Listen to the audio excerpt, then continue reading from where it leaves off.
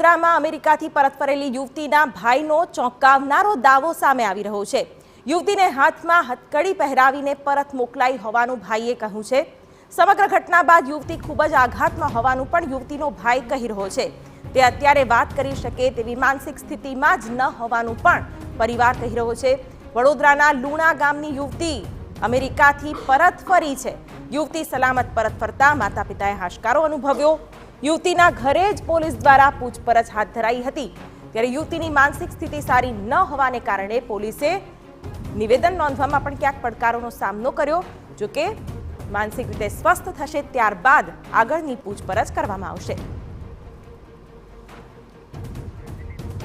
સંવાદદાતા અંજલિ ઓઝા આ વિશે વધુ વાત કરી રહ્યા છે। અંજલિ, પરિવારજનો સાથે આપે વાતચીત કરી, ઘણા બધા સવાલો પણ તમે પૂછ્યા, પણ નિવેદનોમાં ક્યાંક વિરોધાભાસ જોવા મળી રહ્યો છે। યુવતીની પૂછપરછ પણ અત્યારે ટાળવી પડે એવી સ્થિતિ છે। શું સ્થિતિ ત્યાં તમે જોઈ રહ્યા છો? બિલકુલ શિવાની, જેવી રીતે વાત કરી કે અમેરિકાથી જે ડિપોર્ટ કરવાના ભારતીયો થયા છે એમાંથી વડોદરાના લુણાની પણ યુવતીનો સમાવેશ થાય છે। હાલ આ યુવતીને પોતાના ઘરે પહોંચાડી દેવામાં આવી છે, પરંતુ જે પ્રકારે તેની સાથે યુએસએમાં વર્તણૂક થઈ અને તેના બાદ તેઓ જે 36 કલાક ફ્લાઇટમાં તેઓ સાથે જે પ્રકારનું વર્તન કરવામાં આવ્યું તેના કારણે તેઓ ખૂબ જ ડિપ્રેશનમાં, હતાશામાં પહોંચી ગયા હોય તે પ્રકારનો માહોલ જોવા મળ્યો। તો પરિવાર સાથેની વાતચીત દરમિયાન જાણવા મળ્યું કે છેલ્લા 15 દિવસથી આ યુવતીને અમેરિકાની જેલમાં રાખવામાં આવી હતી। ત્યારબાદ તેઓને જ્યારે ડિપોર્ટ કરવામાં આવ્યા તેની સાથે 36 કલાક સુધી પ્લેનમાં રાખવામાં આવ્યા હતા અને આ પ્લેનમાં પણ તે લોકોને હથકડી હાથે અને પગે બંને જગ્યા પર બાંધેલી હતી, જેના કારણે તેઓને ખૂબ જ મુશ્કેલીનો સામનો કરવો પડ્યો હતો। આ સિવાય તે લોકો જો વેજીટેરિયન હોય તેમ છતાં તેઓને નોનવેજ ખવડાવવામાં આવતું હોવાની પણ જે વિગતો છે તે પરિવાર થકી સામે જોવા મળી છે।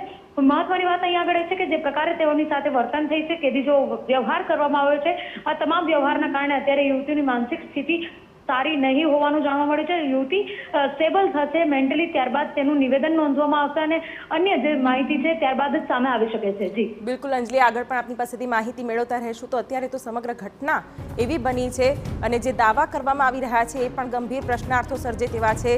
નોનવેજ ખાવાની ફરજ પાડવામાં આવતી હતી, વ્યવસ્થામાં પણ ક્યાંક વિલંબ થઈ રહ્યો હતો તેવી પણ વાત અત્યારે પરિવારજનો કરી રહ્યા છે। હવે યુવતીના પૂછપરછમાં શું ખુલાસા થાય છે તે પણ જોવું રહ્યું, કારણ કે અત્યારે તો યુવતી કંઈ પણ કહી શકે તેવી સ્થિતિમાં નથી। પરિવારજનો એ દાવો કરી રહ્યા છે।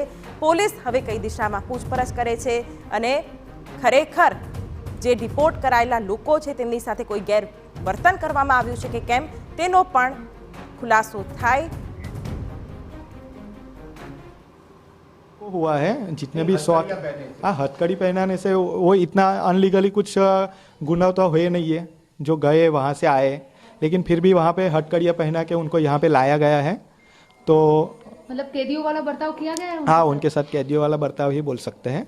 अच्छा, उनके साथ अमेरिकन का जो विमान में वो लोग एयरफोर्स यूएस एयरफोर्स के विमान से आए हैं, वो विमान में जो 36 आवर्स की फ्लाइट थी उसके अंदर भी उनके साथ खराब बिहेव हुआ है, ऐसा कुछ? नहीं, ऐसा कुछ नहीं है। बस उनका यही है कि हथकड़ियाँ पहनाया गया था, क्योंकि रहता है कोई भी देश में से कोई दूसरे देश में आ रहा है तो उनको भी होता है कि भाई ये आदमी हमसे यहाँ से छूट के जाने की कोशिश करेगा, उसके हिसाब से उनका प्रोटोकॉल रहता है।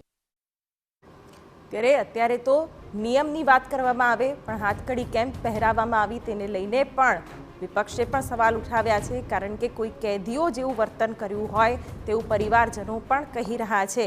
યુવતીને હથકડી પહેરાવાઈ હતી। ભાઈએ મીડિયા સામે એ બાબતનો સ્વીકાર કર્યો છે।